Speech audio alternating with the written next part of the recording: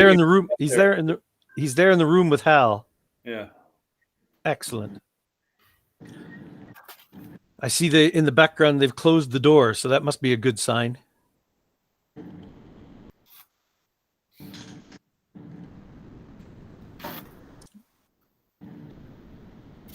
Must mean that things are still running fairly good to on time.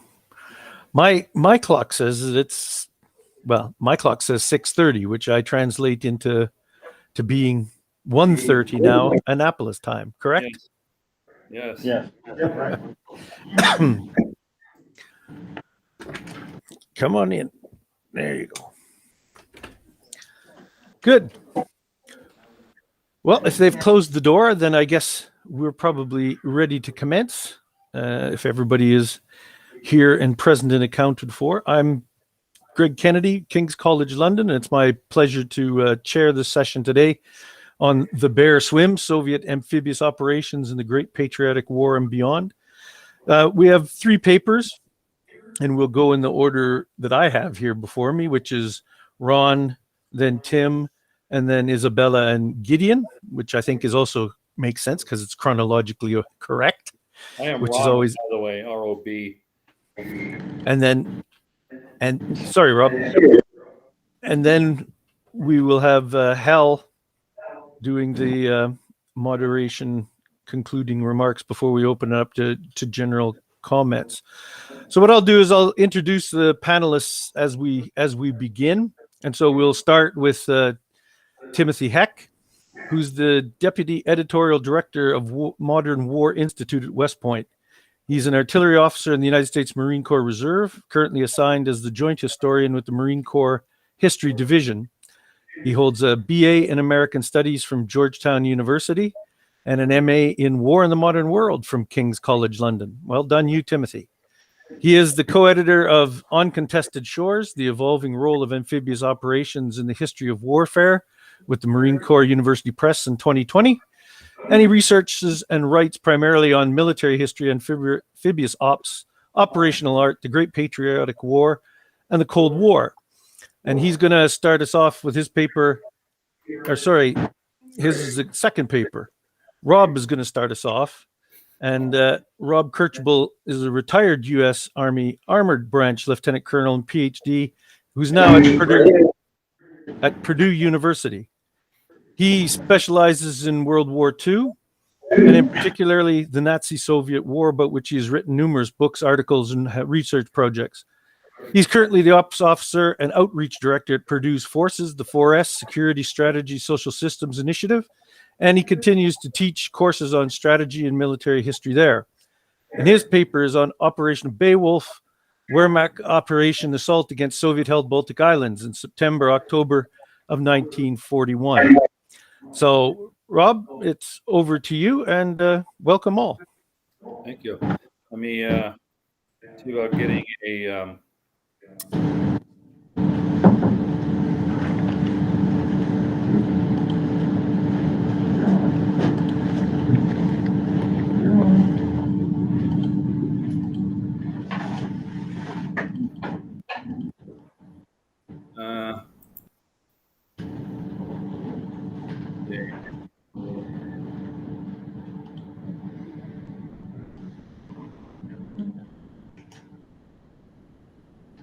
Sorry, while I figure out how to put a PowerPoint on here. You want to give them the instructions? Sir, there should be a share screen option at the bottom of the window. It's got a rectangle with the arrow pointing up. Yeah, but it says window. Oh, maybe that's what I want to do.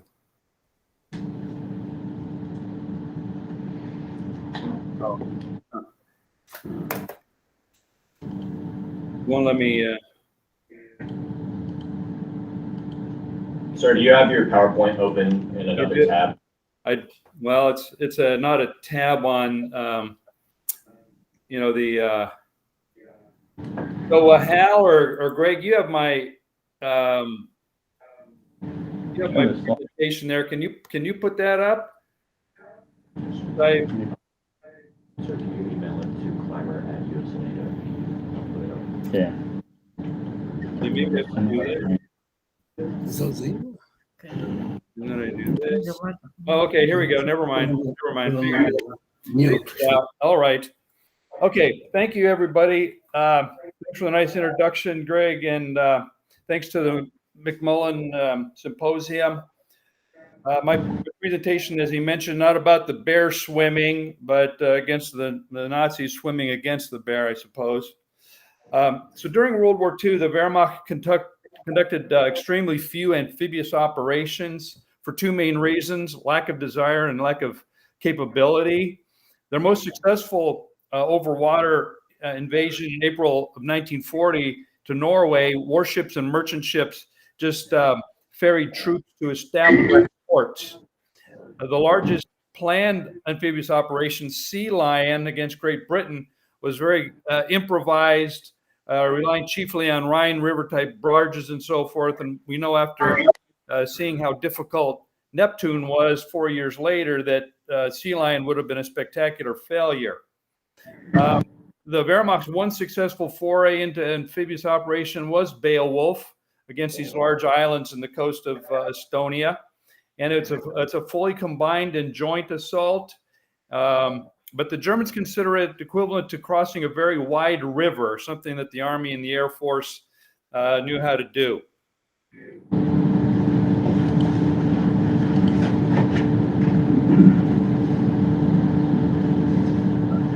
have to go this way.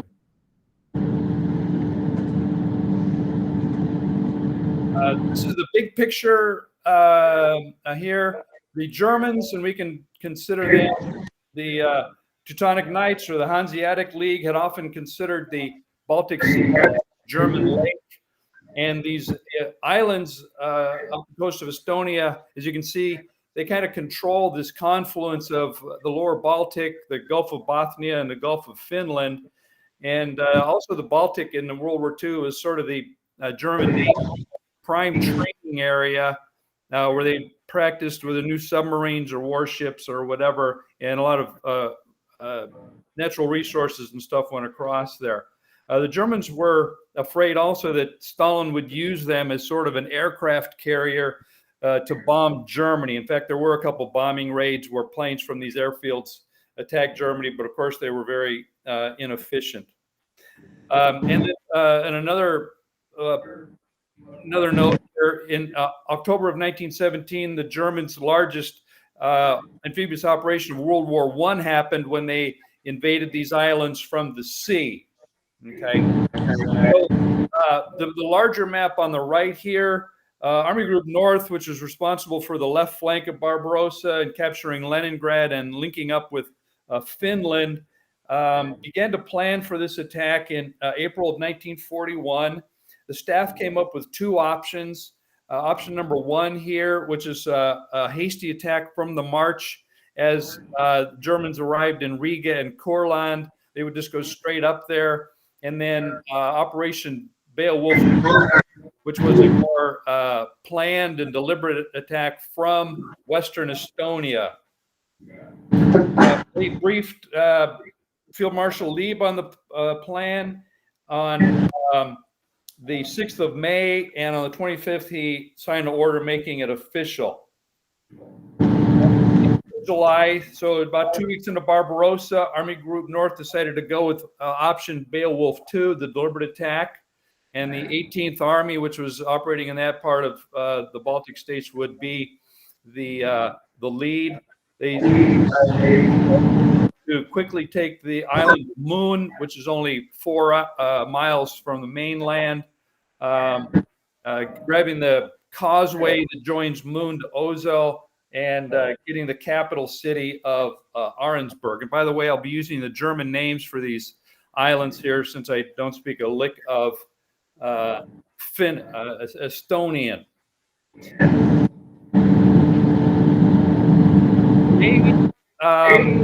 Responsible for 4 different things: for ferrying larger pieces of equipment.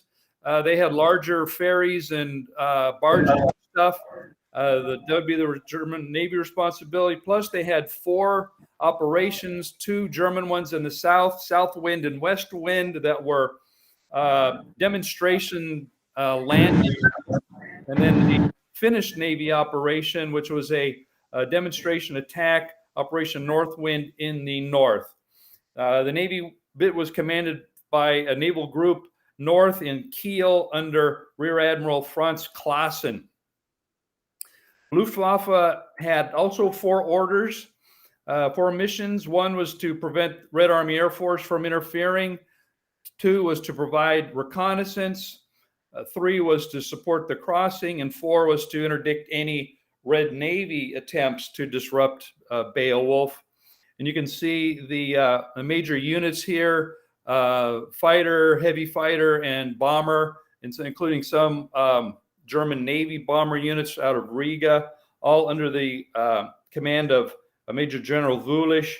And I put a little radius marker there from the main air base, showing that the Germans could be just about anywhere over these islands in about 20 minutes of flying time. So, pretty prompt air response. In terms of the Army forces involved, the 42nd Corps had overall operational control of Beowulf. The 61st Infantry Division would do the heavy lifting. It was heavily reinforced, as you can see. And even though during the summer of 1940, the 61st was not part of the Sea Lion order of battle, it had practiced amphibious operations and loading and unloading from ships and so forth. So I think that was a reason it was considered here.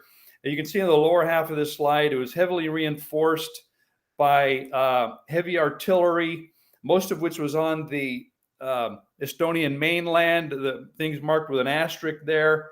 And since the strait was only 4 miles from the mainland to the islands, the Germans did not have to move their artillery all that much.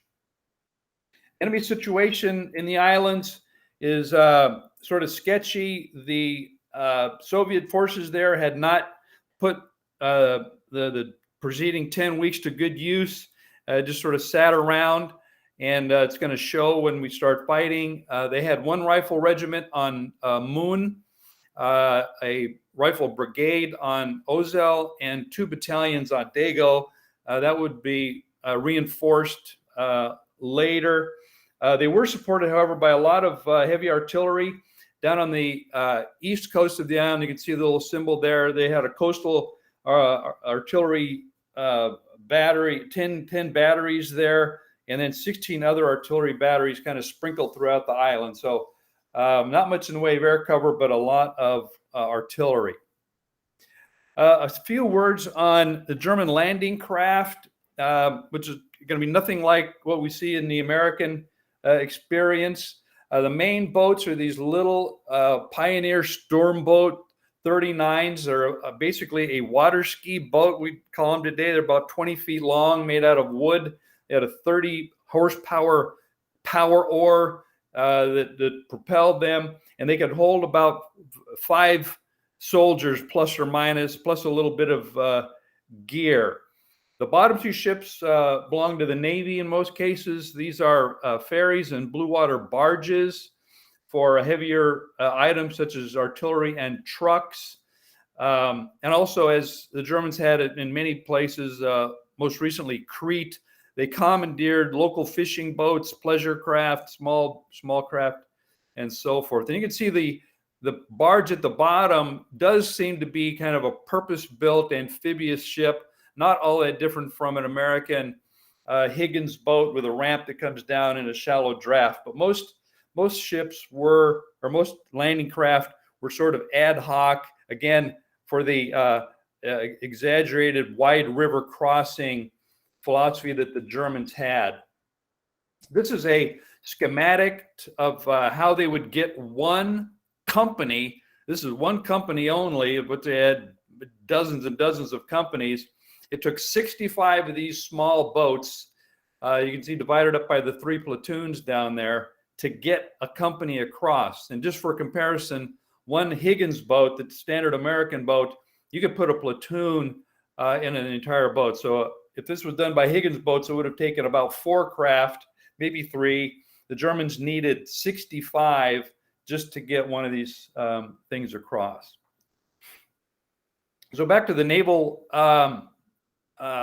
slide here. Again, the Germans with sort of cruisers, destroyers, and torpedo boats down at the bottom, feinted landings on the coast to take the attention of the Soviets away. The Finns to the north had two of their large monitors. These are shallow draft coastal defense ships, but they're armed with 10-inch guns, so they're good size ships. But unfortunately, right at the very beginning, the flagship of the Finnish Navy, the pride and joy of the ship, the Ilmarinen, struck Soviet mines in a minefield, sank in 7 minutes, taking 271 sailors down with her. So kind of mixed bag on the naval operations to start off. The Beowulf sinking of the ship, putting a big black mark on the thing.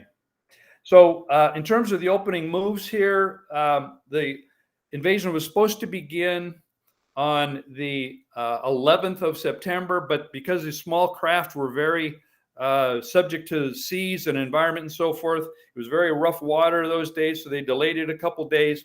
But in the far north, a sister regiment attacked the small island of Worms, and you can see swept away the light Soviet defenses in just a couple of days. But the main attack began on 14 September at 04 in the morning with Infantry Regiment 151 leading the attack in 3 waves. They reached the far shore minus their first company, which is that little counterclockwise arrow down there. Because of navigational errors and currents and the darkness and so forth, they just did basically a 360 and came back to the Estonian coast and had to attack later. But by morning twilight, the 1st Battalion had made it across and was hunkered down behind the seawall on Moon, and the Red Army was already launching counterattacks. The 2nd Battalion was over there by about 8 a.m. and had done a good job of securing a bridgehead, but then stiff winds kicked up and really affected these small boats. In the 3rd Battalion, only 50 of 90 boats made it across. So the Germans also took some of their own artillery. They had made an ad hoc artillery battery out of some mountain guns. These are lighter, more easily manhandled artillery pieces than the normal guns, so they had their own indirect fire support on the thing by early morning. Now, another operation, kind of interesting operation on the eastern tip of Ozil was against the Soviet coastal batteries that were there. Via glider, a company of Brandenburgers, which is what the Germans call their commandos, under Captain Benesch, landed near the guns, but they landed 800 meters off target, and so we're nowhere really close to the guns. They landed undetected, but the Soviets figured them out pretty quickly and started launching counterattacks against them. The Germans moved as a group toward the coast, and using rubber boats, they evacuated their little landing here basically by hand, paddling by hand. Most of them got out to the open water where they were, over the next 24 hours, they were rescued by passing ships and boats. One boat, unfortunately for them anyway, just made a big circle, came back to the coast, and the Soviets captured and executed all those guys. But the mission was an overall major failure, failed to accomplish anything, and it would be over a month before those guns were taken out. Okay, so back to the island of Moon. This is the first island that the Germans came to. By the end of the first day, you can see they had about a 4-mile beachhead across there. The Soviets had been making some counterattacks, but without much effect. Over the 15th, most of the division, the 61st, had made it across. And that evening, the evening of the 15th, Luftwaffe reconnaissance planes looking at the far eastern tip of Ozil, which is there in the bottom left of the picture, noticed that there were hardly any Soviet defenses, and that the Soviet civilians in the little villages there were waving white flags at the Luftwaffe pilots as they went by. So the German commander, the commander of Infantry Regiment 151, decided right then and there that they would have to storm that causeway as soon as possible. So the next morning at first light, a battalion of Infantry Regiment 151 came across the causeway. They were crossed by 11, and this half-hearted Soviet demolitions that had tried to take out the causeway were easily repaired. And by afternoon, the bulk of the division was marching across the causeway. And by the 16th, most of the division would be on the big island of Ozil. Here's just a couple pictures to liven the presentation up a bit. Top left, you can see the artillery regiment going across the causeway. It's very narrow. You can see the telephone poles on either side. It's basically a 2-lane road, but that's the only thing joining about a 3-mile gap between these islands. The top right, the guy in the dark blue coat on the left, that's Admiral Clausen. The guy on the right is Colonel Meltzer, basically the tactical commander of the whole operation. And then down at the bottom is General Vulish's historic liaison plane. Every morning he flew to the front lines to coordinate air support for that day. And so they had very much responsive on-call close air support, the Germans did. So over the next few days, you can see the lines of advance here. The division spread across the island with 3 regiments abreast, and the recon battalion sort of screening to the north. Relatively early, the Luftwaffe made a small Me-109 base on the island that was supplied by gliders. So basically, they had air support within minutes thanks to that. Those artillery batteries, which are on the far right of this picture, they were finally taken out on the 18th of the month. Also during this time, the Northern Lights were very active, and so the sides were able to fight almost 24-hour operations because it was so light at night. On the 20th and 21st, the Germans massed around the capital city, Arnsburg, Kuressaare here, and the capital fell on the 21st. Again, town people waving white flags and welcoming the German troops. But the real fight for the island is this, what's called the Sworba Peninsula, that sticks off to the south of the island. The little map on the bottom right there shows it. And so you can see from about the 23rd of October, or September rather, till the 5th of October, the Germans fought a very, very difficult battle against about 2/3 of the Soviet beginning strength on the island. So about 15,000 Soviet troops on a very, very narrow peninsula, at some places barely 1.25 miles across, heavily mined, heavily defended, lots of artillery support, including from that small island just south of the capital city. And the Germans just had to fight their way down here against very, very stout Soviet defenses. And the Soviets left little ambush parties and stuff as the Germans bypassed them and came out, shot the Germans from behind and so forth. And so very skilled defense of the last 2 weeks there, the last little bit of the big island. The cruisers Leipzig and Emden and other ships poured their 6-inch guns into the Soviet defenses. And finally, Germans managed to finish off on the 5th of October. They captured about 4,000 Soviet POWs, although about 1,500 Soviet soldiers escaped to Dago, the last island of the group. Dago here would be captured in Operation Siegfried. So while 2 regiments were fighting in the Sworba Peninsula, the 176th prepared to launch Siegfried, now defended by between 3,000 and 5,000 Red Army soldiers.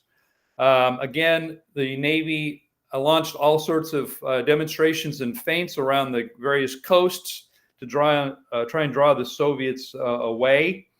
And then at 05 on the 12th of October, the 176th Infantry Regiment and the Recon Battalion landed on opposite coasts, again using whatever, these small assault boats. In fact, a minesweeper flotilla took the Recon Battalion, but by that first afternoon, they had stabilized against in the south against very light Soviet resistance. Pretty soon, the whole division was across and attacking, and by mid-October, it was very cold and snowy on this island, as it is this exposed out in the middle of nowhere in the Baltic.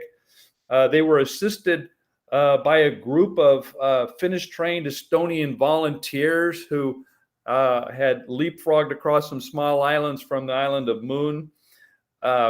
Soviet resistance ended on the 21st with another 3,400 POWs going into captivity, and the Soviets evacuating about 570 soldiers off the island. And that kind of concludes Beowulf itself.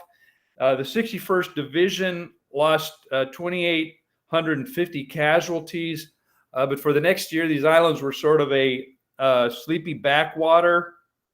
Not much happened there, just fishing and whatever. In the summer of 1944, as Army Group North is pulling out, the Germans decided to conduct a fighting withdrawal through the islands, and parts of 3 German divisions defended the islands against 2 Red Army corps, the battle lasting nearly 2 months from late September till late November of 44. And most of the Germans were evacuated. Now, what kind of lessons were learned by the Germans? You'd have to say not many, because they never would conduct an operation this big ever again. So we can consider Beowulf sort of a one-off operation, kind of one and done, and unique in and of itself. And that concludes my presentation. Thanks very much, Rob. I hope I stayed within the time schedule. Good. And brilliant. Thank you. So we'll move on now. This is how I've already introduced Tim, but I'll do it quickly again. He's our U.S. Marine Corps reservist, the artillery officer who is working now at the Modern War Institute in West Point, a BA from Georgetown, MA in War and Modern War from King's, and has recently published Uncontested Shores, the evolving role of amphibious operations in the history of warfare. Tim's going to talk to us about the Crimea, 1943 to 44, and amphibious landings and amphibious withdrawals. So Tim, over to you, sir. Thanks, Greg. So minor change. I'm not going to wind up talking about the withdrawal in any meaningful way, but here we go. So, Soviet photographer Yevgeny Khalday, who took the famous Soviet banner over the Reichstag photo in 1945, participated in the Kerch-Elteging landing operation. He wrote of the Red Army's attempts to take Kerch. There was a landing at Kerch in November 1943, but the fighting went on through December, January, February, and March. Can you please speak louder, Tim? Only in April 1944 did we take the city. For 6 months, we were in a meat grinder. An offensive was prepared to take a particular hill, and I spent the night before it in the trenches with the soldiers. In the morning, the cook arrived with a large bowl of porridge, but no one wanted to eat. Everyone was thinking, what's going to happen in half an hour during the offensive? Am I going to live? Will I see my wife, my children, my parents? I didn't take any pictures. I just couldn't. Then the offensive took place. They didn't take that hill, and the dead were left on the ground. In the trench where I was staying, less than half the men returned. The Nazi-Soviet front of the Second World War is dominated by narratives of sweeping land battles, frozen steppes, and armored thrusts, culminating in the bloody battle for Berlin in 1945. Naval engagements, even the German Kriegsmarine and Soviet Red Navy, are largely overlooked, with the exception of the sinking of the Wilhelm Gustloff and the Goya in the Baltic in 1945.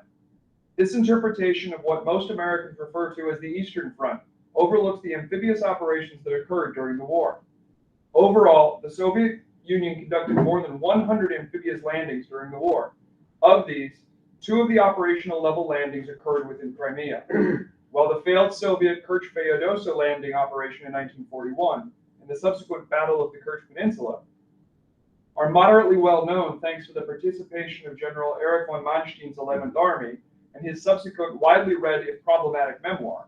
This paper focuses on the lesser-known Kerch-Eltigen landings in late 1943 and the subsequent campaign to liberate the Crimea. Next slide, please. It's a shame Mark Folse isn't here, so I could tell him that I'm not using Amphibious, but here's what we're going to cover today. Next slide. All right. Soviet thought and preparation. Despite the important role Russian Navy sailors played in the Bolshevik Revolution and its antecedents, the Soviet Navy was decidedly an afterthought in Soviet military prioritization and doctrinal development. Only in the last days of 1937 was the Navy separated into its own commissariat, separating from the People's Commissariat for the Defense of the Soviet Union. Pre-war procurement largely focused on creating an ocean-going Navy, with cruisers and destroyers being identified in December of 1940 as the best general-purpose ships for naval operations. Limited, if any, efforts were put into developing an amphibious capability, despite the stated role of the Navy in supporting the maritime flank of Army operations. As a result, Admiral Sergei Gorshkov later remarked, "Fleets entered the war without a single ship of special construction and only 1 brigade of naval infantry. The fleets had no special gunfire support ships for amphibious landings." Soviet pre-war naval theory, like many other aspects of Soviet thought in the era, depended on the prevalent winds of political favor.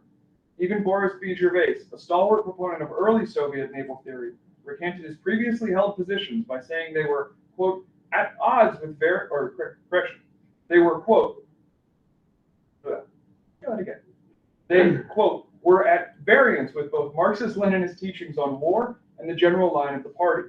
The Great Purge of the late 1930s decapitated the Soviet Navy as effectively as it did other elements of Soviet national defense. In an August 1938 article in the daily newspaper Red Fleet, readers were tasked to, quote, eradicate every vestige of inimical theory in naval strategy. I don't quite know what that would mean, other than snitch on your friends. Fortunately, Soviet readers were told, quote, the glorious NKVD, the secret police, has cut off the head of the snake.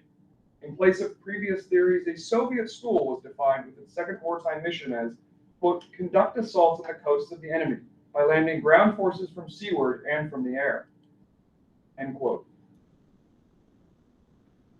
While the Soviet Navy's overall goal was command of the sea, the Mahanian notion was seemingly confused by the listing of missions in which the first listed mission was for direct support, i.e. Army coastal flank missions. While not in keeping with Mahan's lists, the coastal support mission was possibly listed first, as it was the first which would be resourced and developed. In April 1939, Captain Second Rank Vladimir Alexandrovich Belly, an instructor at the Naval War College, authored an article in Naval Digest that further elucidated the ideas behind the Soviet school. He listed the struggle for the shore, that is, protecting one's own shores against invasion, and shifting the war to enemy territory by sea, and support of the coastal flanks of the Army by way of cooperating with its offensives, were of prime importance. Further, Belly remarked, the missions of the Navy derive from the general plan of action of all the armed forces. The combat activity of the Navy develops on the basis of strategic, operational, and tactical cooperation with the ground forces. Here again, we see the Soviet Navy subordinated to the Army. Belly stated there was a distinction between preliminary and direct support for operations. Preliminary support for each major operation must be sufficient to establish a favorable operational regime, that is, local sea control, while direct, simultaneous support must be adequate to overcome the maximum opposition the enemy could mount in the operations area during the period of time required for completion of the operation. This limited view of sea control was a practical consideration given the actual weakness of the Soviet fleet at the time. The weak fleet, however, was not due to a lack of effort on the Soviet Union's part. Starting in the 1930s, Stalin increasingly funneled resources into the Soviet industrial base in order to facilitate shipbuilding. Shipbuilding facilities were expanded throughout the USSR, and efforts were made to acquire blueprints from abroad, including in the United States, to modernize the Soviet Navy. Even with this expansion, however, experts agree that a big fleet program was unrealistic. The Soviets lacked much basic industrial infrastructure. Their gun factories could not yet produce or test guns of 16-inch caliber. Boilers for the powerful steam turbines that could not have been manufactured until after the war. There was no sophisticated optical equipment for fire control. Furthermore, goals for the assorted Soviet fleets were widely out of line with practicalities. The Black Sea Fleet, which would play a role in the Kerch-Elchik operation, was expected to sink the naval forces of Italy, Romania, Bulgaria, and Turkey. Next slide, please. Oh, before we do that, real fast, go back. All right, this is the battleship Potemkin, the movie poster for it, a very famous 1925 Sergei Einstein movie. And here is the cruiser Aurora, which allegedly fires the first shots that trigger the October Revolution in 1917. So, Soviet Navy, big deal in the start of the Soviet Union, starts to get totally ignored. Next slide, please. The early war Soviet Navy. Soviet naval objectives for amphibious landings during the second period of the Great Patriotic War were largely to help the Soviet ground forces breach the heavily fortified coastal areas on the enemy's maritime flanks, to seize beachheads for offensive operations, and to capture ports, enemy bases, and strongpoints. Landings overall were divided into 4 categories: strategic, operational, tactical, and sabotage, as determined by the size of participating forces and their objectives. The landing at Kerch-Elchik was operational in nature, as it was, quote, to strike behind enemy lines and envelop enemy positions in depths, or for seizing a certain coastal sector of enemy territory. Pre-war Navy doctrine stated that the landing operations consisted of 5 phases: preparation for the operation, embarkation of the landing force, transit at sea, amphibious assault, fulfillment of the mission of the landing ashore. Noticeably absent is the reconstitution of the landing force for future operations. The assault itself is identified as the most important stage and was further broken down into a series of tactical stages: deploying the landing forces, landing the lead echelon, landing subsequent assault elements comprising the main landing forces dropped in the specified area during the battle. Soviet writing is fantastic, by the way.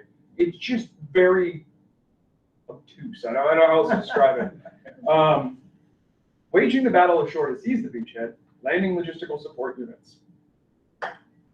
Sounds pretty reasonable and sounds pretty continuous with what we're doing in amphibious operations today. We're going to find out it didn't go so well, though. Next slide, please. All right, the strategic and operational picture in October of 1943. First, Italy's capitulated. The Allied bombing campaigns, including Operations Point Blank and Tidal Wave, are conducted against the mainland of the heartland of Germany, pulling German fighter resources back into the heartland and providing the Luftwaffe less support on the Eastern Front. The Soviet, US, and UK alliance is strengthening, and Germany, especially after the Romanian forces were cut through at Stalingrad, is continually has growing concerns about Romanian loyalty. Hitler, at multiple times, dresses down his Romanian counterpart. At the operational level, in August, the Lower Dnieper strategic offensive kicks off. The target for that is Kiev. It involves a large amount of Soviet resources, and it's largely successful. In September, the German Army Group South orders its withdrawal, so it starts pulling back out of the Kuban bridgehead and into the Crimea. And then in October, the Kuban bridgehead is finally evacuated. But the Germans are on their retreat, and they never regain the offensive after the summer battles of 1943. And you're going to see some of the results of that here. Following defeat at Kursk in July and August of 1943, Axis forces in the Ukraine and the Caucasus were on the constant retreat as ever-strengthening Soviet forces pushed against them. The strategic consequences weighed heavily in Berlin and Bucharest, where Hitler and Romanian dictator Marshal Ion Antonescu had differing views of the importance of the Crimea. Coloring Hitler's interpretation of the Crimea was the recent capitulation of Italy on 8 September. The loss of the Crimea, he feared, could have determined Romania's exit from the alliance, which would have meant an unimaginable blow to the Third Reich. He was also looking east to Turkey, where the German-Turkish Treaty of Friendship, signed in 1941, and the Claudius Agreement, which saw Turkish chromite, vital to German weapons production, would be placed at risk if the German foothold in the Black Sea was lost. As such, Hitler saw a vested interest in maintaining German control of the Crimean Peninsula, even as by the 26th of October, Field Marshal Paul von Kleist, commander of Army Group A, under which the 17th Army in the Crimea served, was advocating for its evacuation, citing the circumstances in which the German 6th and 17th armies found themselves in. 3 days later, despite the operational concerns of his commanders, Hitler telegraphed Antonescu stating, quote, "The Crimea will be defended at all costs." From the Romanians' perspective, by November of 1942, it was apparent that things had shifted in the east. Romanian military strength was all but gutted in the Soviet Union when Operation Uranus cut through the 3rd and 4th Romanian armies on Stalingrad's northern and southern flanks in November of 42.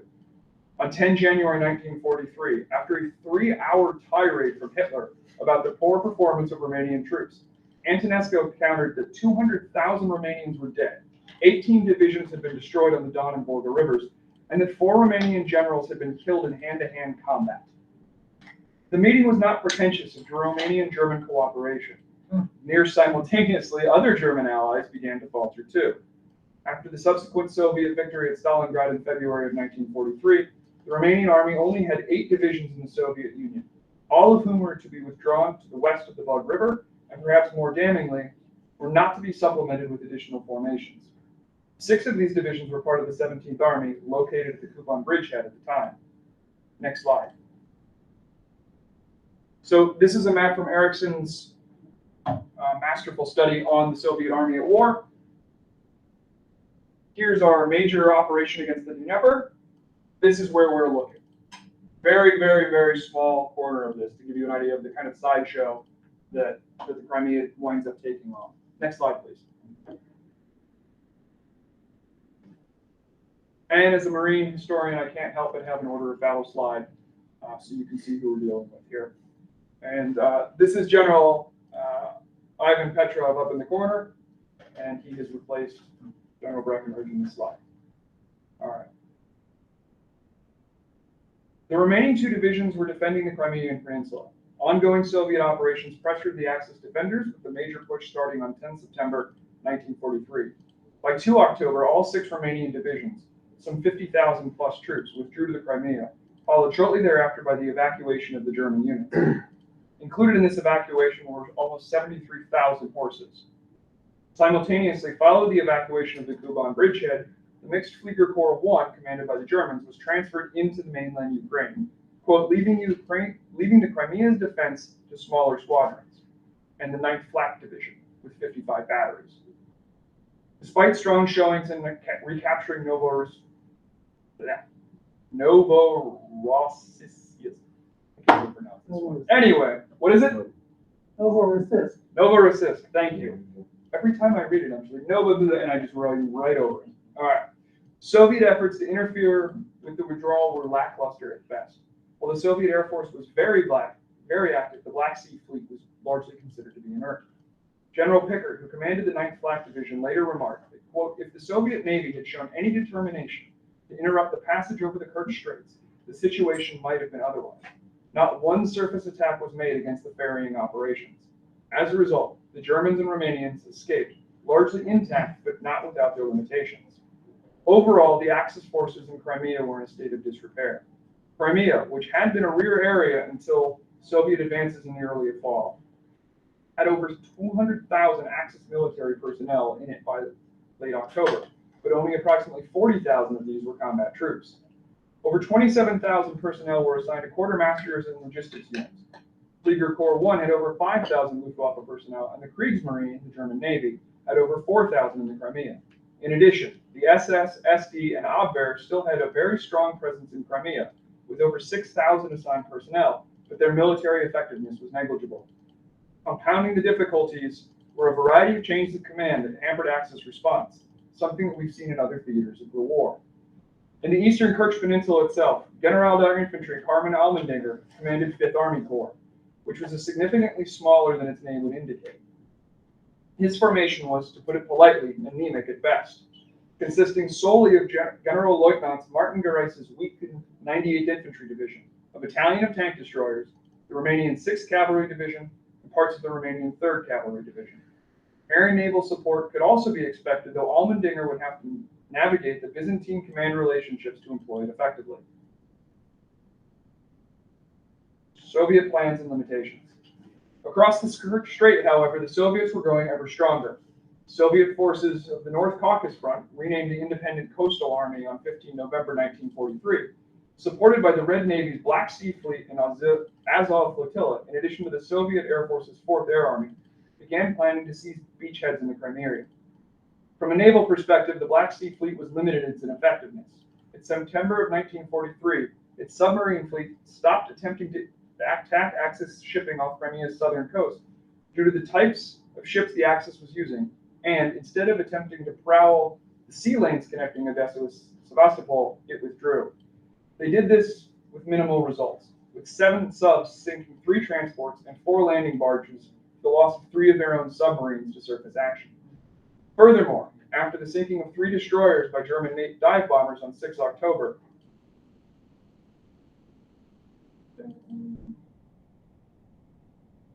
Stalin issued a directive condemning the unnecessary loss of 3 major warships. The Black Sea Fleet was to carry out no operations without the authority of the local army group commander. Yet again, we see the Navy subordinated to the Army. And, quote, long-range operations of the fleet's major surface ships are to take place only with permission of the Stavka, the Soviet High Command. As a result, any ability to either influence the deep fight or interfere with Axis operations off the coast of the western Crimea were hamstrung. The Soviets believed that the Germans would evacuate from the Crimea shortly after the 4th Ukrainian Front sealed the Perekop Isthmus to the north. Much to their surprise, this was not the case, and instead, against the advice of both his own commanders and the Romanians, Hitler reinforced German forces in the Crimea. Unaware of this, the Soviets began planning to pursue the 17th Army across the Crimea and kill it once and for all. At least 3 courses of action were debated in Soviet headquarters. The first and second were grandly ambitious and wildly impractical given the restrictions on the Soviet Navy and its lack of assets. One course of action had Soviet troops landing at Sevastopol to block any German evacuation and to restore the port city to Soviet control. This plan would likely have had a significant emotional appeal to the Soviet Navy given its historic base there. The second proposed a similar landing at Yalta, on the southern tip of the peninsula, which was almost equally ambitious and unrealistic. The third was a landing around Kerchalchygin, followed by a push to the west toward Feodosia, the site of the 1941-1942 Soviet landings, which would set conditions for the 4th Ukrainian Front to push south across the Perekop. Shortly after the Kuban Bridge was overwhelmed, General Colonel Ivan Petrov, commander of the Independent Coastal Army, tasked his staff with planning a cross-strait invasion. His initial vision was an operation nearly identical to the 1941 amphibious landings, with parts of 2 armies being transported to beaches north and south of the city of Kerch. An attack on such a broad front, he believed, quote, would make the Germans disperse their forces to fight Soviet seaborne troops without a chance to concentrate for a strong counterattack, end quote. In a rather sympathetic biography entitled The Commander, by V.V. Karpov, Petrov is quoted as saying, quote, we'll pounce on them in a few places at the same time. Each of our attacks should be strong enough to make them think it's our main strike. In the meantime, we will rip their belly where they least expect it. His vision, however, exceeded his capabilities. The Black Sea Fleet and Azov Sea flotillas were far from capable of supporting that kind of landing. There existed no specialized landing craft in the Soviet Navy, and the DUKW duck amphibious trucks provided as part of Lend-Lease went elsewhere in the Soviet Army. Instead, Petrov's staff planned for a more reasonable landing operation given their material shortfalls. The plan they came up with had 2 operational objectives that were to be accomplished simultaneously, with operations commencing on 31 October 1943. The main effort consisted of the 56th Army landing in the northeast of Kerch. They were to be supported by almost 400 of their own howitzers and guns, providing fire support across the strait from the Shushka Spit, which is the narrowest part of the strait, and supplemented by spotlights. In the south, the 318th Mountain Rifle Division, with support from the 386th Naval Infantry Battalion, was to seize a beachhead near Elchygin after crossing from the Taman Peninsula under the cover of its own artillery. Allegedly, Marshal Semyon Timoshenko, the chairman of the Stavka, remarked that a successful landing by the 318th Division guaranteed the liberation of the Crimea. Overhead, the Soviet Air Force was expected to provide support and interdict Axis counterattacks, aircraft, and shipping. It is possible that no pre-landing reconnaissance was performed, however, which plays a tragic role in the fate of many men of the 318th Mountain Rifle Division. As the plans were being drawn up, the Red Army prepared for the landing. Some of the training was political, other was military. First, the political, where we meet a to-be famous comrade, Leonid Brezhnev. Brezhnev had previously been assigned as a political commissar in the 18th Army, where he performed admirably at Novorossiysk. In preparation for the Kerch-Eltych landings, he tasked his men with conducting, quote, strenuous party political work, which encouraged the troops to, quote, act boldly and decisively, reminding the troops of the feat of arms of the Red Army men who stormed the Perekop in 1920, of the heroes of the legendary Sevastopol defense in 1941, 1942.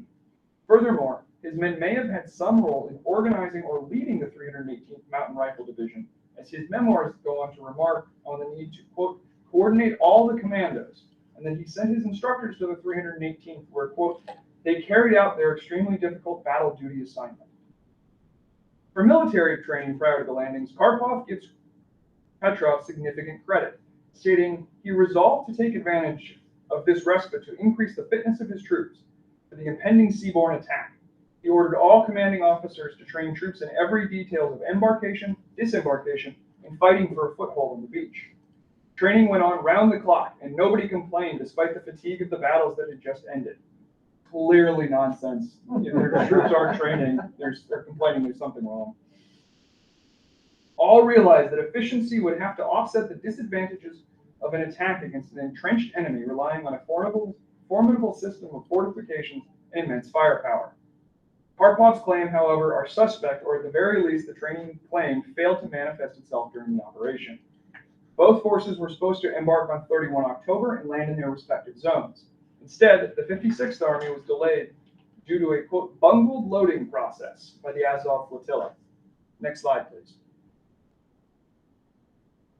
By contrast, throughout the night of 31 October and 1 November, Colonel A.D. Shirerev's 137th Rifle Division of the 318th Mountain Rifle Division embarked at Krotovka and crossed the wider strait in 6 small flotillas. The embarkation, however, was almost the only successful event that night for the 137th and its commander. First, the flotillas encountered a German minefield off the Cape, which sank 2 vessels, killing almost 200 troops, none of whom had life jackets.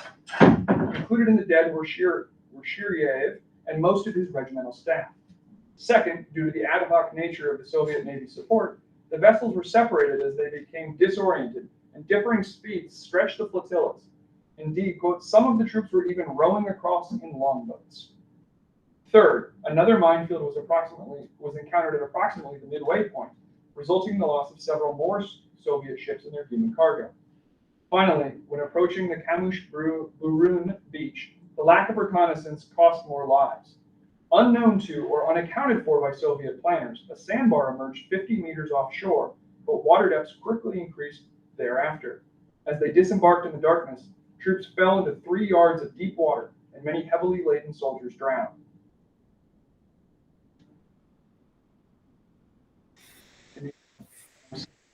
Discussion of operations and lack of reconnaissance. Am I over yet? Greg, have you been? Greg, am I over? I'm aligned You've with got Greg. 2 minutes.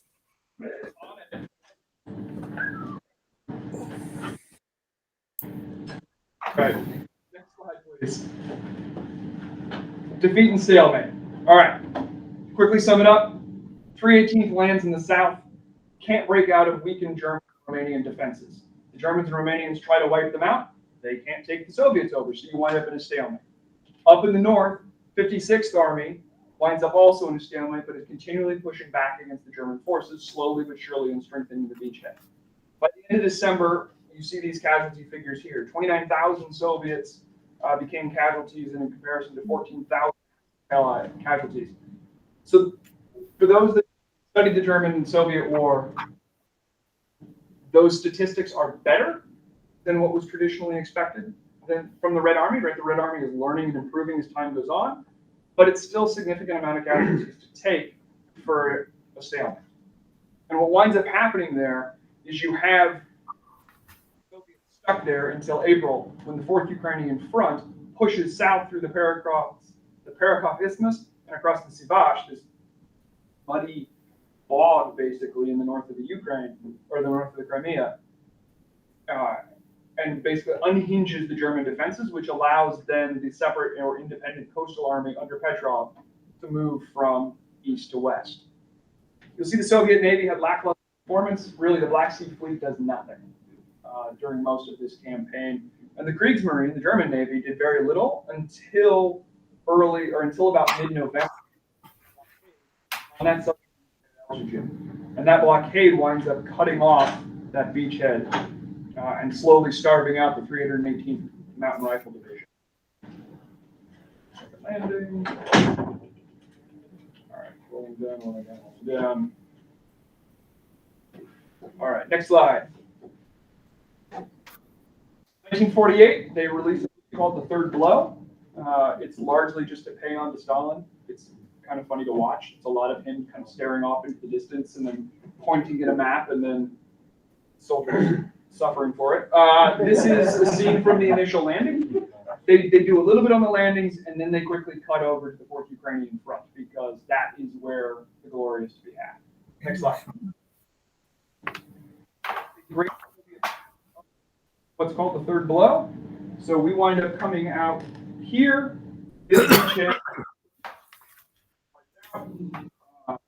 The fun part about me, fun parts about Soviet maps to me is that the friendly side is in red, which American maps would be flipped.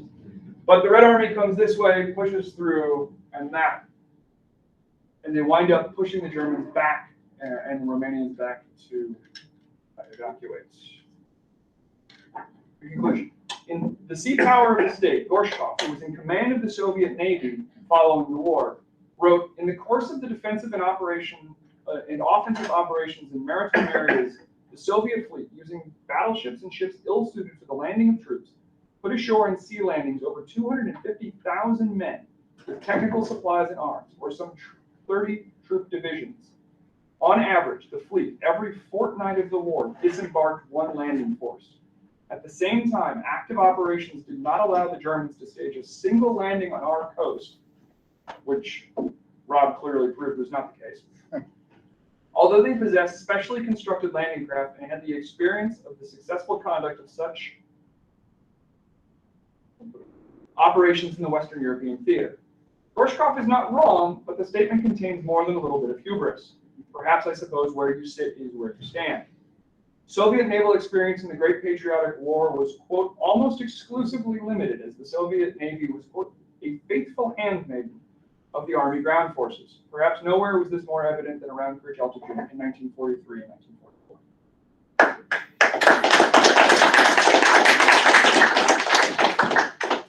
Back to you, Greg. Thank you, Tim. And then our final paper today, a panel of Isabella Ginner and Gideon Remez. And they are associate fellows of the Truman Institute of the Hebrew University of Jerusalem. Their award-winning research about Soviet, now Russian military and intelligence involvement in the Middle East has challenged their conventional scholarship, and it leans heavily on newly accessible sources. This is drawn on decades of experience in journalism, where Isabella was the area specialist for Israel's quality newspaper, Harat, and Gideon was the head of foreign news at the national radio network Voice of Israel. And they're going to talk to us today about Soviet preparations for a naval landing against Israel in June 1967 and their partial implementation of that plan. Gideon and Isabella, over to you. Thank you, Greg. Let me just make sure that we get the presentation up properly.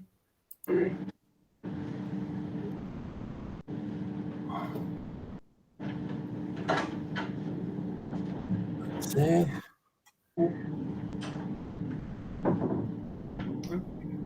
Is anyone seeing this? Oh, here we are. Okay, let me just see. We need to do slideshow. Can you see where the slideshow here is, Isabella?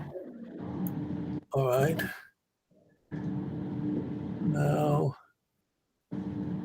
do I go to the... Sir, you should be able to click on the bottom of the... Are you seeing it now? Not yet. Not yet. Oh, hold on. Okay. לא, זה לא מה שהם רואים.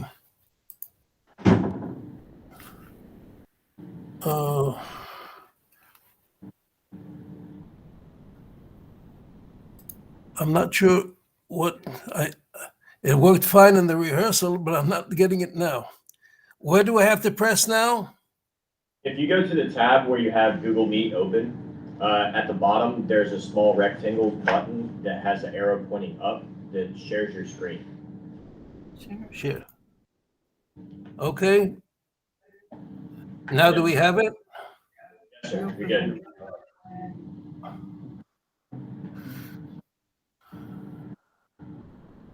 Now what do I do? Now you can go to your presentation and we'll be able to see it. You're seeing it now?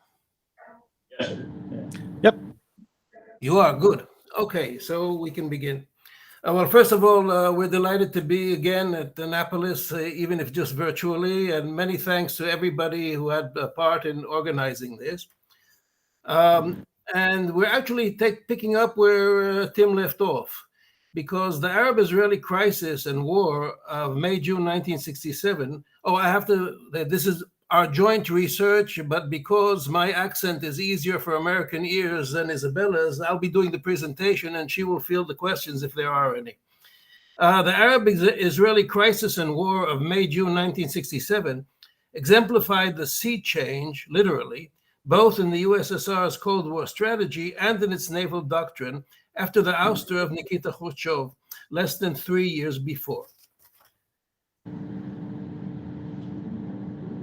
In our book, Foxbats over Dimona, we demonstrated that far from blundering into this conflict, as was hitherto held by most Western literature, based largely on Kremlin propaganda, the Soviets actually instigated it deliberately. They prepared a direct military intervention, which was intended to ensure an Arab and especially Egyptian victory that would promote Moscow's global and regional interests. The amphibious operation that form our topics today was part of this plan. After the scheme's failure in the Six-Day War, naval infantry, as the Soviet Marines are called, and other elements of amphibious warfare became a fixture of the peak Soviet presence in Egypt till well after the Yom Kippur War in October, November 1973, and even afterwards. Khrushchev's ouster from the Soviet leadership freed Admiral Sergei Gorshkov, whom he had appointed as naval commander, to pursue his own strategic concept. Gorshkov, the same Gorshkov that Tim introduced in his talk. This aimed to recreate an ocean-going force capable of power projection worldwide conventional means, which had been downgraded before in favor of Khrushchev's focus on nuclear missile submarines. Gorshkov had allies in the increasingly powerful party secretary Leonid Brezhnev and the rising Marshal Andrei Grechko, who would soon be appointed defense minister. Both had collaborated closely with Gorshkov when, as you just heard from Tim, he commanded a series of successful landing operations against the German invaders on the Black Sea coast during the Great Patriotic War. The USSR's naval infantry, the Russian term for Marines, who like paratroopers are called desantniks, landing troops, were disbanded after the war. Their reestablishment, barely begun in Khrushchev's last years, was accelerated after his downfall. Independent Marine battalions, OMBPs, later expanded to brigades, were initially assembled from land formations and attached to each of the Navy's fleets. To top a range of amphibious craft, a new class of large landing ships, Bolshoi Desantnik Kорабль, or BDKs, NATO reporting Alligator, and the equivalent of an LST, was introduced in 1966 as the long-range operational platform for these Marines. The Black Sea Fleet's first brigade of descent ships, the 197th, was established in July of that year, 1966.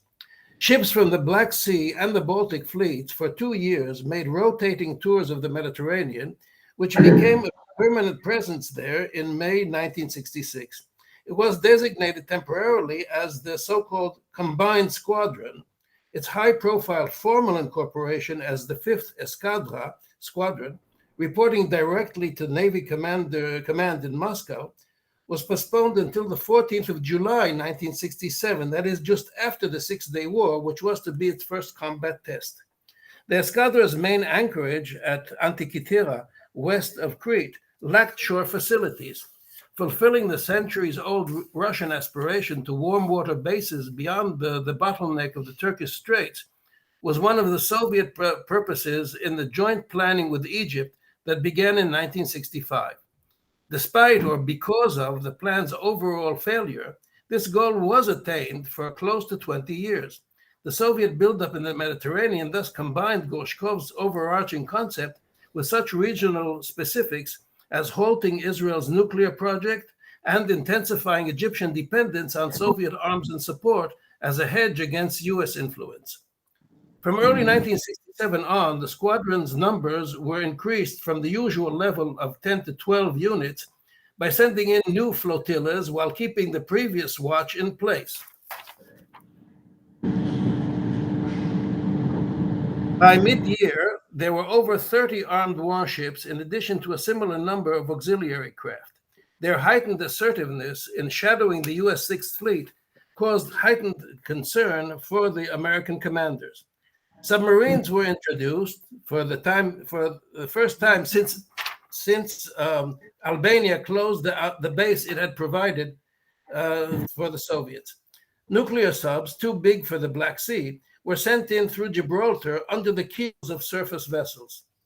The newly recommissioned Marines were an essential part of the naval component in this intervention plan, which also included strategic bombers and paratroopers. On May 26th, at the latest, the second of two BDKs joined its sister ship and two SDKs, that is medium landing craft, that were already with the escadra, carrying elements of the Baltic Fleet's 309th OMBP. As recorded in 2003 by one of its officers, Viktor Shevchenko, the heavy weapons company he commanded was armed with mobile rocket launchers. It would be the first detachment of the new Soviet naval infantry to go into action in the only part of the Soviet intervention plan that actually produced a direct clash with Israeli forces in the Six-Day War. The regular Marine force was still inadequate for this mission. Just before the crisis was sparked by an overt warning from the USSR to Egypt that Israel was massing forces to attack Syria, the deputy commander of the Black Sea Fleet arrived at Antikythera to take command of the combined escadra. Viktor Sysoyev's rank, vice admiral, was higher than that of the squadron's usual chief, indicating preparations for an extraordinary mission. He brought sealed orders for the skippers of the escadra's warships to be opened upon a coded signal. They were to raise landing parties of purported volunteers for raids on the Israeli coast. The commander of one such detachment was the late Captain Yuri Khipunkov, then the gunnery officer on a new frigate SKR-6.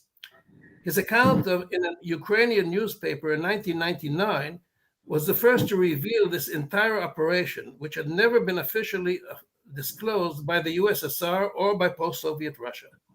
In interviews we held with Khipunkov, we were even more astounded to hear his intended target. His 30-man landing party, order of the ship's company, was aimed at no less than Haifa port, Israel's main harbor and naval base, which they were to penetrate on the frigate's cutter, that is, motor launch. He was to give these seamen only a few hours training as infantry, and their orders were very vague. Unrealistic as this seemed, since then we have collected numerous testimonies from other ships and their officers. They include the published memoir of Ivan Kapitanets, a future admiral of the fleet, who was then a destroyer captain. He took on board about 100 naval cadets who were in training on the squadron's flagship. On a professional level, more like the Marines, a team of naval commandos was prepositioned on a Soviet submarine. As related by its leader, Gennady Zakharov, the future chief of Boris Yeltsin Presidential Guard, it was to raid Israel's main oil refinery and tank farm in Haifa Bay. Even with such input from 30 ships for a total of 1,000 men, what could these landings have achieved? All of Israel's able-bodied reservists had been called up, and its outnumbered military was stretched to the limit along the borders. A series of such raids might cause serious disruption, damage morale, and drain forces from the front. This might be exacerbated by assisting an expected uprising among Israeli Arabs, for which purpose Arabic interpreters were drawn from the Soviet advisors' apparat in Egypt and posted to some of the ships.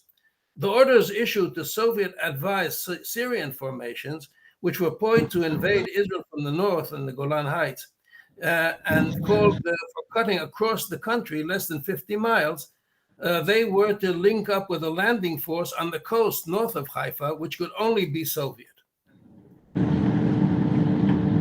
The entire operation was to be unleashed once Israel, on signal from Moscow, initiated a series of such provocative moves that Israel would be goaded into a first strike. It was anticipated as a ground offensive, which the Egyptian forces, newly concentrated in Sinai, would have to contain until Israel was branded as the aggressor, thus legitimizing the Soviet intervention. When Israel dallied, the Soviets added their own provocation by sending their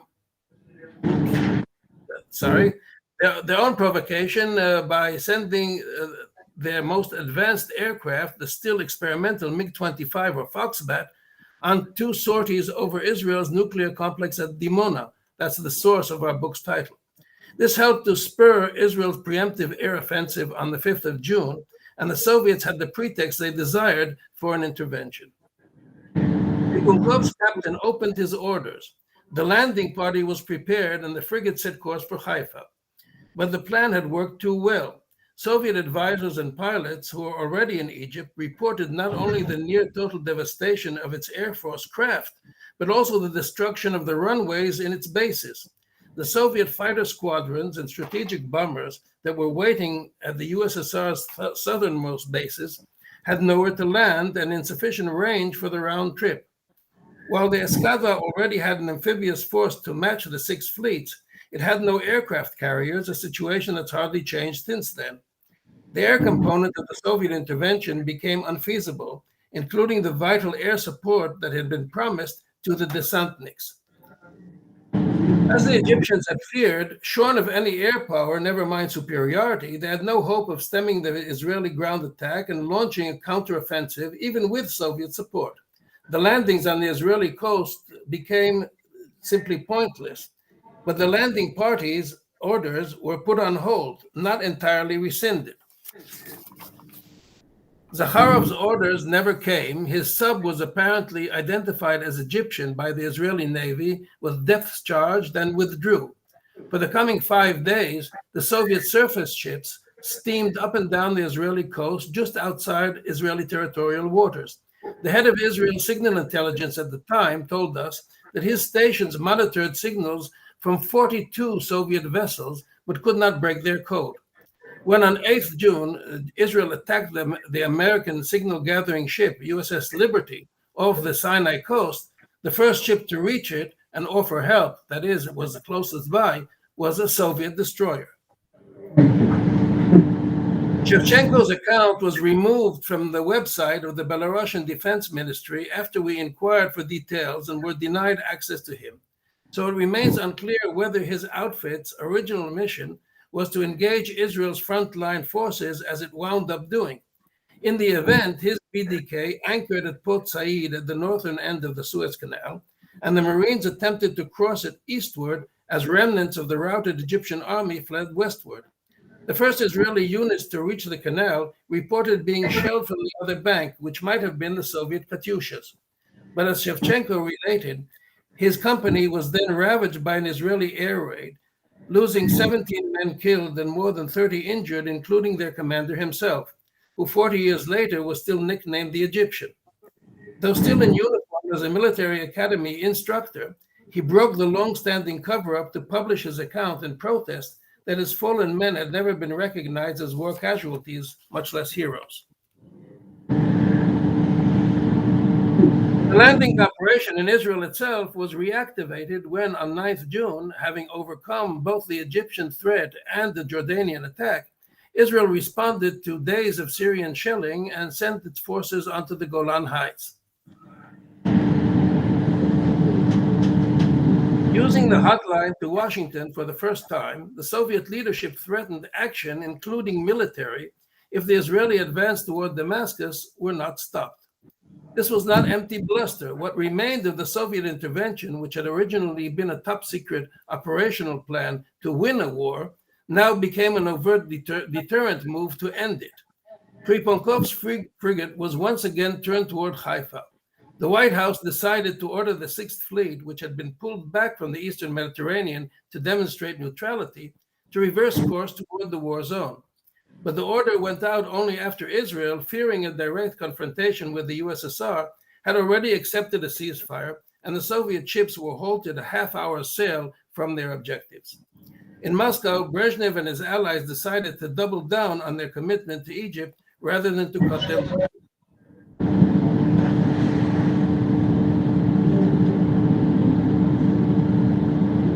A massive airlift of materiel to replace the lost hardware was launched while the war was still in progress.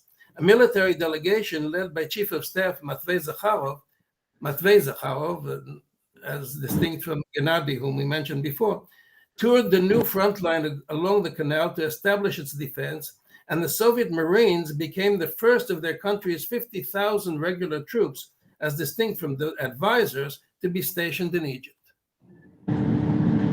To replace Shevchenko's added force, the remainder of his 309th. To replace Shevchenko's shattered force, the remainder of his 309th OMBP was urgently transported overland from the Baltic to the Black Sea. One of its officers, Valery Malin, has related that since the usual alligator platform was already in the arena, it was transferred there on a destroyer. On 9th July, the Soviets took advantage of the first renewed flare-up with Israel at Ras el-Ish on the canal to flaunt the escadron's entry into Alexandria and Port Said, where its ships had actually been present since before the war. These now effectively became Soviet naval bases, thus achieving one of the USSR's main war aims despite their overall defeat. Whether or not Malin's Marines took part in the Ras el-Ish engagement, they now took up positions on the canal northern sector to hold the line until the Egyptian army could regroup. They became part of the Soviet military presence in Egypt throughout the war of attrition with Israel in 1969-1970. Indeed, they remained in Port Said even after the bulk of Soviet regulars were withdrawn from Egypt, once the ceasefire of August 1970 achieved most of their purpose. But that will require another presentation, as detailed in our second book, The Soviet-Israeli War, 1967-1973. To conclude on a topical note, some of the 16 original Alligator-class amphibious landing ships were recently reactivated after being mothballed in the 1990s.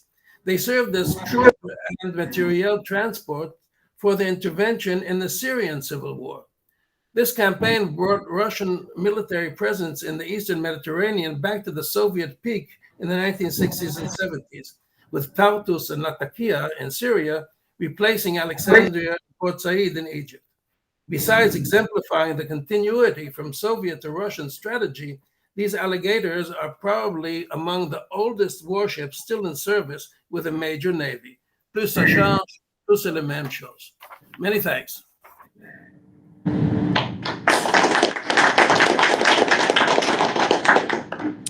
Très bien, monsieur.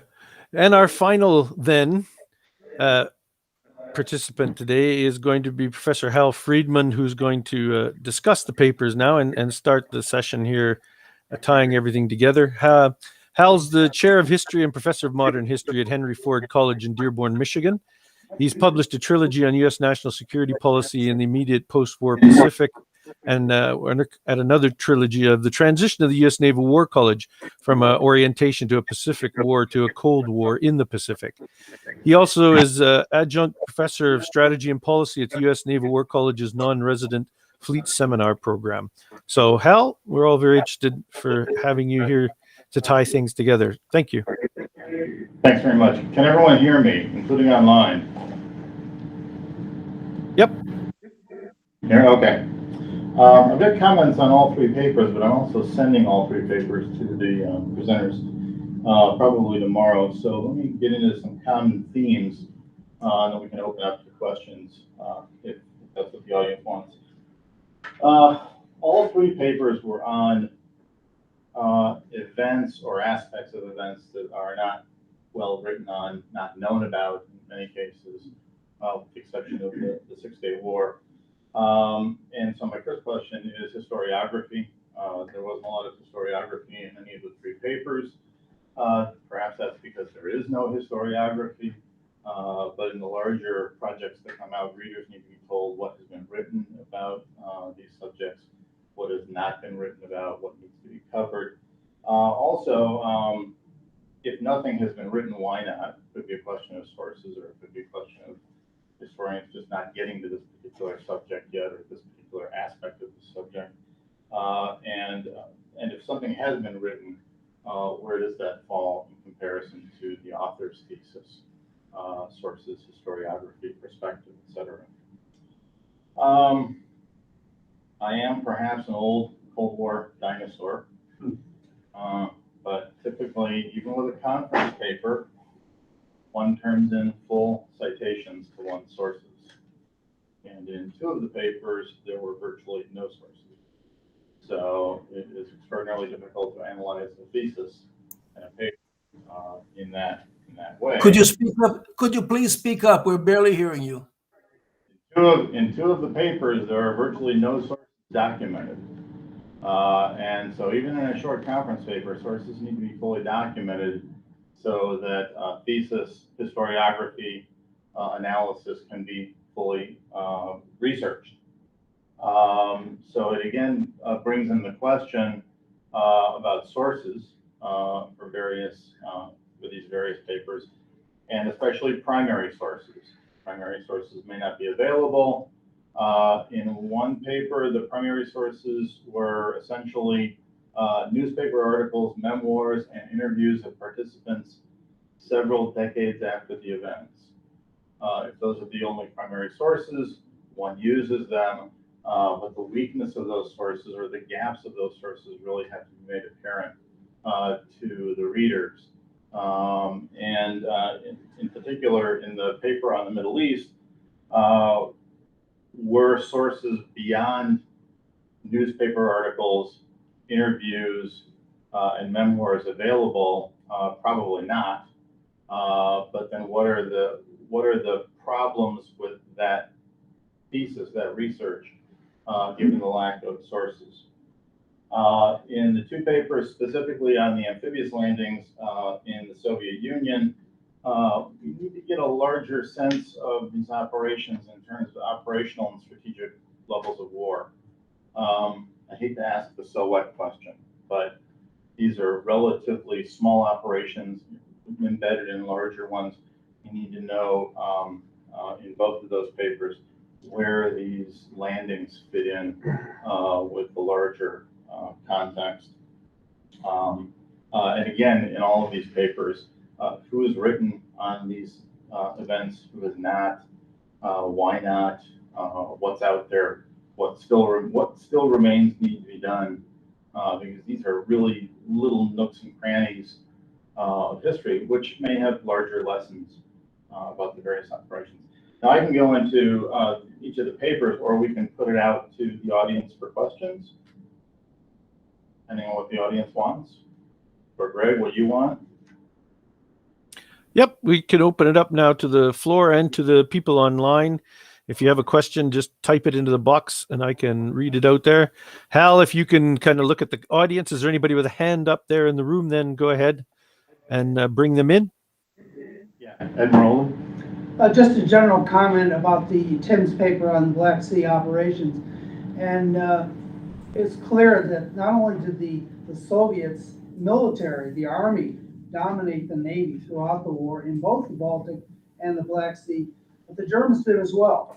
And it always struck me as odd that the Germans could have used the Black Sea and the Baltic as major logistic avenues to their forces fighting at Leningrad and at Stalingrad.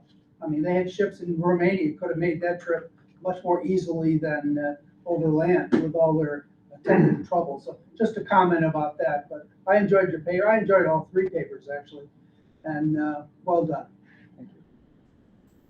One of the, if I can, Sure. one of the things that is in the section that I cut for time was the, right, so the Black Sea Fleet, after it loses its 3 destroyers, is basically in port.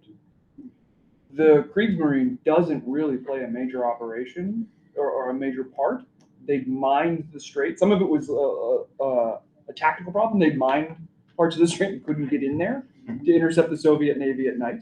And other parts of it was there. I don't know, and I'm trying to find, right, to your comment about historiography, I'm trying to find sources. The largest source that's out there in English is Ruby, who writes in the 1970s. Naval Institute Press publishes it, and it's, Ruga. right, Ruga, and he covers it, but just kind of glancing below because the focus is not really. Tombach records at the National Archives. Okay. Would be a big help. Thank you. They wind up doing, to kill 318th Mountain Rifle Division, they do institute a bit of a blockade, a close blockade, but it's kind of small change comparatively, and they don't cut off the major landing to the north. In terms of historiography, the German historical team headed by Hans Buch is starting, to come out with a magnificent series. Okay, and I think that you might want to look at volumes 4 and volume 8 because they cover not only the Baltic, the initial stages of Barbarossa, but also the 43-44 campaigns as well. And Tim, Major, whatever, I want to ask you, have you looked at Menstein's memos? I realize that it is problematic, okay, and of course, he's unforgiving, okay, but he did conduct an operation on the Kerch Peninsula, okay, in the initial seizure of Sebastopol. Mm-hmm. Have you looked at that? I looked at it, right, and said, okay, you have this, he covers it, it's self-aggrandizing, it's problematic for a variety of other reasons, but that was the Germans on the offensive. Yeah.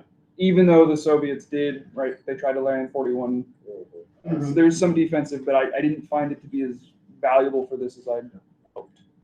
How much of this doctrine has gone into our own thinking with a counter-landing coastal operation, anti-coastal operations they call, and amphibious operations of today, I'll ask our Israeli friends.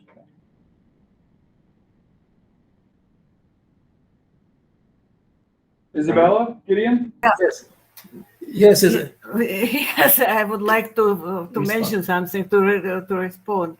First of all, when we worked with this multiple sources, we cross-checked them against the Israeli and American documentation. Because that we spent 10 years for every book that we published. And we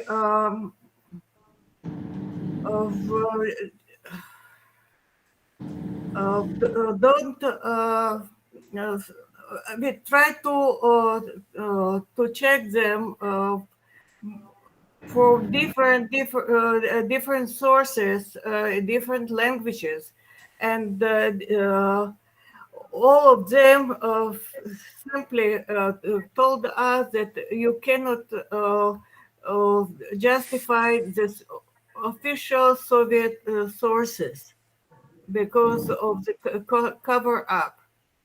And after publishing several academical and several academics and officers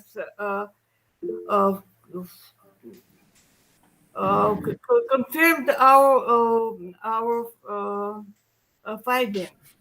And for the broad range of our sources and how we obtained them and how we looked at them and analyzed them, you probably will have to look in our books. Thank you. Oh, Can I bring in a question from the online audience? And this is to all of the panelists. So there's kind of two parts. So for Tim and Rob, and then for Gideon and Isabella. And this is a question from Athol Yates. Hi, Athol. Good to see you again. His question is about the transfer of knowledge and experience. So lesson learned from opposition or enemy actions. Did this occur between German and Soviet forces? So was there an observation by either the Germans or the Soviets as to each other's amphibious operations, and therefore they learned from that interaction? And the same Athol asks for the US observing the Soviet-Egyptian involvement, and did this have any influence on amphibious plans for the 1973-74 Saudi UAE operations and for the United States? So would you like to start with that then, either Rob or Tim? Mine, I can answer mine pretty quickly. I do not know, and none of the documents I have explain what, if anything, the Soviets learned from Beowulf, and I don't know what they would have learned, vice versa for Tim's thing down in Kursk. I know that the Germans did do quite extensive after action use and so forth of Beowulf. The 18th Army, Army Group North, whatever, immediately following the invasion, they quite a few, extensive writing. But like I said, they never did that again, anything that scale. So it was a one-off. It kind of goes to Hal's point. What's the so what? There's almost not a so what. It's almost a band of brothers, a little tactical action thing. Okay, thanks, Rob. Tim? I have not looked into that yet, so I couldn't give you a good answer. Okay. And Isabella, Yes. Gideon? Yes. Regarding U.S. awareness of this Soviet planned operation and the parts of it that did actually take place, just two comments. We were in Annapolis to launch our first book in 2007, and at that time, our findings were completely counter to all the conventional historiography and everything that the United States ever published that it knew. So obviously, assuming we were right, this is something that U.S. intelligence never came up with. However, we don't think that the U.S. has published everything that it did know. And the best example for that is the USS Liberty, which was sent to the Mediterranean not in order to track Israeli or Arab activities, but Soviet activities, because it only had Russian linguists on board. And when we asked for a Freedom of Information Act about the Soviet aspect of the Liberty mission, it took them a few months, and we finally received a sheaf, a big carton full of blank paper, which had been sanitized entirely. And as far as we have checked very recently, the situation has not changed.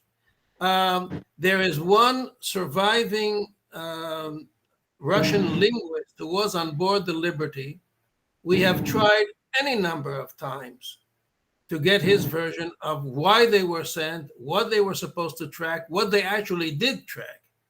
on the very eve and in the first 2 days of the 6-Day War, and that is not known. So that whether the U.S. Navy or the U.S.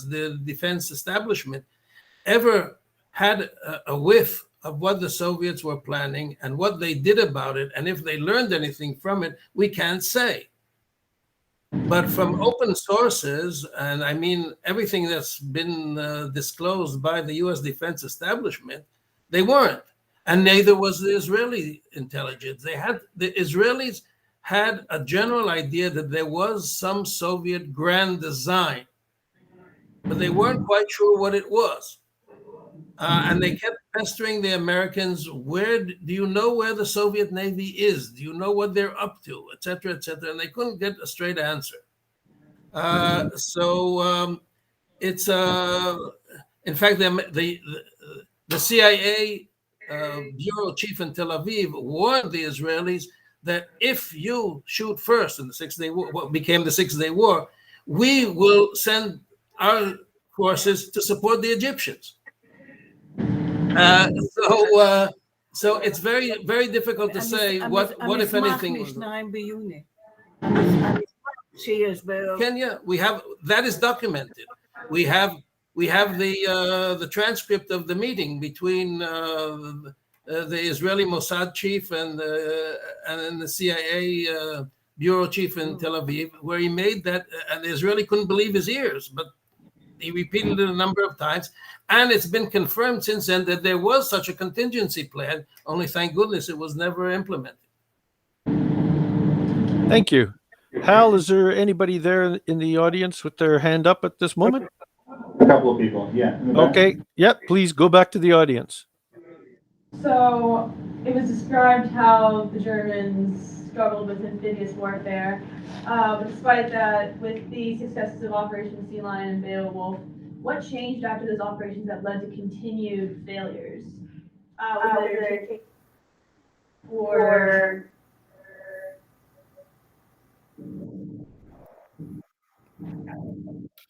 I could not hear all the questions. Could someone repeat the question, please? I heard a Beowulf in there. Take your mask off while you're asking. Yeah. My apologies. I was asking why after Operation Beowulf and Sea Lion there was continued failures despite showing that they could in fact launch a successful amphibious operation. What caused that? Was there a particular reason, or was it just continued reasoning of not valuing it as much as other methods of warfare? Yeah, basically there was sort of no need, no desire, and no capability. The Germans didn't have any real enemies that they would have to attack that way. There's a couple examples where they went to the island of Rhodes, for example, but they always did it the same way, where they either took some small ships, maybe some Italian ships, fishing boats, pleasure yachts, whatever. They just they'd go into Greece and just scour the place for anything that floated, basically. And they just never they never did any interwar. Well, the United States is doing all kinds of testing on doctrine and equipment and whatever for amphibious operations in the interwar period. The Germans never did that, or very, very seldom. Just wasn't important to them. Yeah, hi. Question for Ron on Beowulf. So, as you probably know, in late World War I, the Germans launched a major Army-Navy operation in that part of the Baltic, in that area, against sort of a proto-Russian bastion up there around Moon Island. I'm just curious if in your research, did you uncover anything that the Germans might have learned from those late World War I operations that had trickled down to this Army unit that's going to conduct this small amphibious operation as you described? Thanks. Yeah, thanks. No, not really. That was Operation Albion, and it was in October of 1917. And like I said, that was from the sea. The German Navy in World War I, much bigger than the Navy in World War II. And in fact, At this time, you know, at the beginning of Barbarossa, Bismarck had just been sunk, you know, and so the Germans did not have a lot in the Baltic anyway. That's why a couple of 6-inch gun light cruisers were all they could muster for this. So it's an entirely different operation. I don't think they paid much attention to it. I didn't see any references to it really in the German planning documents. The Germans in World War II went at it from the landward side. Basically, this 4.5 miles straight was really all they had to cross. So it's an entirely different operation. Not much commonality there. But they've been there before. That's the interesting thing. They've been in that area, whether they came from land or sea. Any sort of geographic references, maps, knowledge of those coastal defenses that you talked about, some of those might go back to World War I era. They could. You know, there are the German Nazi sea charts of all the ports and the waters around the islands, all that stuff. You know, that's well-traveled waters there. They had some good intel on the various fortifications around the island and stuff. So not a lot of secrets there, but they just don't mention it much. The Operation Albion just doesn't figure much. Sure, there might have been one or two guys who were in both operations. I'm not sure, but they're not mentioned. Okay, thanks. Thank you. Anyone else there? More of a good praise for our friends from Israel. I want to say, you know, good work tracking down the Russian Navy people and talking to them. You know, somebody who's done some of this archival work and hit dead ends. You know, I'm really impressed by the work you guys have done. Could you speak up, please? Because if the question is aimed at us, we're not hearing it. Great work. That's my brother's name, by the way. Good name. And Isabella, wonderful research. I appreciate the interviews in Russian with Russians. It's not easy to build trust with Russian naval officers in my limited experience. So great work. I commend you for your oral history. Let me just correct this. This is not purely oral history. For about 15 years, 1985 to more or less 2000, the beginning of the Putin regime, was what we call the golden age of veterans' memoirs, when all the participants, surviving participants of the Soviet operations in the Middle East, actually banded together in clubs and councils to fight for their rights as war veterans because they hadn't been recognized since then because the operation had never been publicized. And one of the means they had was to publish books, articles, websites.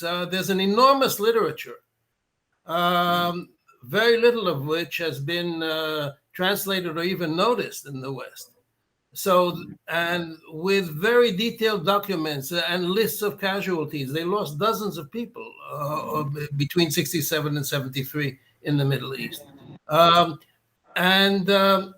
So the fact that there was this planned intervention, part of which was implemented in the Six-Day War, and more of which was implemented in the War of Attrition in 69-70, that I think cannot be disputed. The details can be fleshed out or even perhaps altered from what we found.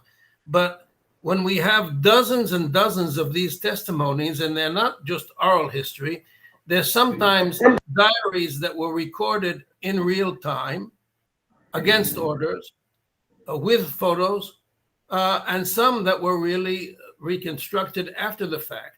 But when you have dozens and dozens of those, some of which we actually spoke with personally, but all of which we've read and all of which we have, then I think that is sufficient basis to challenge the conventional accounts. This is not merely an oral history exercise. Thank you, Gideon. Thank you, panelists, for really interesting and very engaging papers.